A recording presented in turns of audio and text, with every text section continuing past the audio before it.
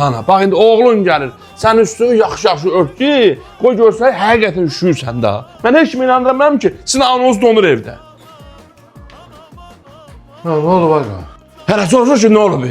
Ha, mən bu qış girəndən mən sənə yazıram ki, anan üşüyür. Ha, nə olur evin balacası olanda yük mənə düşməlidir. Sen gel aşağıda oyna. Sen gel aşağıda oyna. Ha, baba yaxşı dalaşmıyor. Ha, üşüyür. Sana dedim ki arvadın qanı azdı. Onu bir dənə həkim apar. Niye aparmadın həkimə? Apardım da həkimə. Həkim dedi ki, qanında problem yoxdur. Məndən soruşdu, evdə kombi nətərdir? Dedim, kombi çoxdan partlayıb. Dedi, kombini dəyiş. Mənə bax, uzaq dur. Ya apar anla özün bax, ya da bu evin kombisini dəyişirsin. Ha, bala dalaşmıyorsun.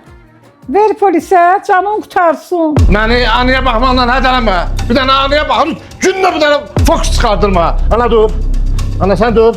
Dur başıma dön. Dur sen koftan nəzikdir. Dur əynivi qalın elə. Mən bir dənə kombiyi alıb gəldim. Senden qəşəngi yoxdur, senden qəşəngi yoxdur. Salam Mələk.